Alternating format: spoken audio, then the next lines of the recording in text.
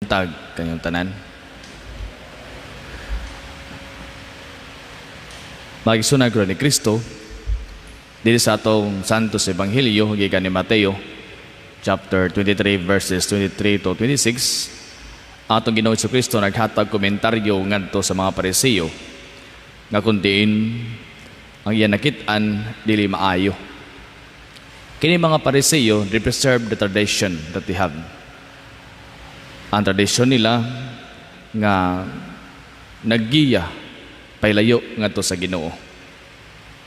But sa ato ang ikaduha ang sa anong pagbasa diya sa second book to the Thessalonians, nagsura kini may tungod sa tradisyon gihapon. Ang tradisyon nga ayaw sila ka-deceive. Sanglit man mangutana kita, unsa bagog kini nga tradisyon? Supposedly, ang kanang tradisyon, may gisunan ko, mukha magiya ka na ito padong sa tong Ginoo, that we more closer to God, that our lives will be more closer to God. Atong kinabuhi, maduol nga to sa atong Ginoo. Mukha na gamit unta sa tradisyon. Pero, ang kinabuhi ng kalibutan, naman tayo left and right, na ay negative and there is positive. Pero ang gifocus sa mga Pariseo nga nakitaan sa Dios, nakita ni Kristo, ang negatibo. Sanglit man, mga nakita sa tradition. Kaya mismo sa itong Katoliko nga pagtuo, we do believe on the tripod of our faith or the threefold of our Christian unity. Kung sa mga kanisiya, the threefold of Christian unity, mo kini ang scriptures, traditions, and magisterium. They will go hand in hand, no? Kini nga tutulo. Wala kita matawag nga scripture kung wala yung magisterium.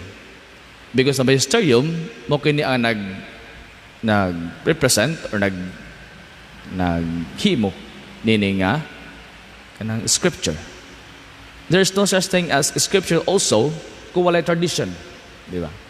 Because what comes first is the oral tradition. So, nang panahon, wala pa man ingon nga, agsuwat ka, no?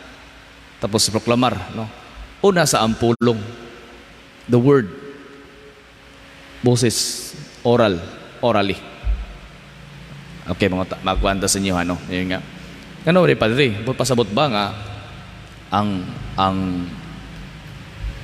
ang scriptura is incomplete? Pasabot ba nga ang Bible itself is wrong? No. Wala tamingan nga wrong ang Biblia. But ming tumalantas sa ingon sa Ginoo sa Kristo diya sa John chapter 16 verses 12 to 15, ingon siya diya, I have yet many things to say to you, but you cannot bear them now. When the Spirit of the truth comes, He will guide you into the truth, for He will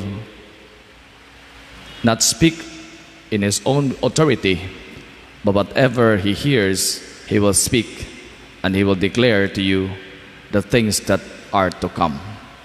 So, bupasabot da, ingon siya, atong Ginoo, daghan sa istorya, pero you cannot bear it now. No? Muna nga, ang una is oral tradition. Nga kinang tradition, kung atong tanawon sa to ang Katoliko nga pagtuo, makingita nga, ang simbahan is the church. Atong simbahan Katoliko is awesome. Anong awesome man? Because the tradition of Jesus, we will look it in the visible church, no? Nga ang simbahan headed by the Pope as a vicar of Christ. Okay sa man tayo first nga Pope, the Saint Peter, diba? Pedro. Then there is what we call a continuity, no? Until now, no? Naagyapon ang sa Papa. Mean to say, nga gikan kini na tawag nga apostolic succession, no?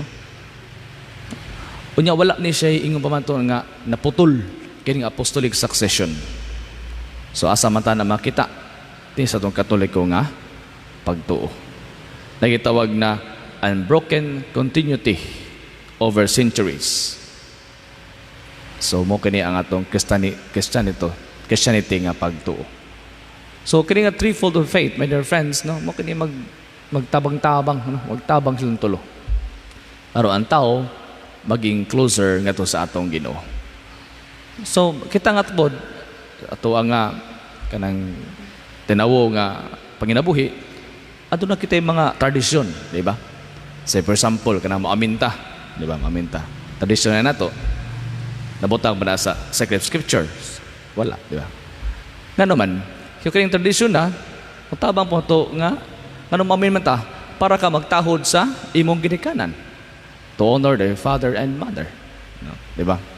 Say for example, yung nga, nabay tradisyon sa simbahan ka na nga, naba nakabutang sa skriptura nga Holy Trinity?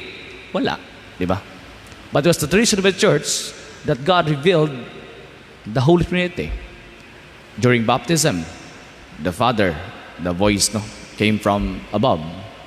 The Son, ang gibunyagan. Holy Spirit is like a dove, di ba? So, ang word nga Trinity, wala diha. Then, ang tradition ng simbahan po, ingita ka na assumption. Nakabutang ba ang assumption of Blessed Virgin Mary in the sacred scriptures? Wala. Di ba? Pero kaning assumption, naggiya kay tradisyon nga giya nato, aron kita nga maduol nga to sa ato ang Ginoo. So sanglit sa iyong kinabuhi, nakita gihimo nga mga tradisyon. Mangutana ko kaninyo, nagiya ba na kanato nga maduol ta ngadto sa atong Ginoo kanang atong gihimo nga tradisyon? Always remember, the tradition will help us to be more closer to God. And this tradition also will help us to express our faith in our Lord Jesus Christ.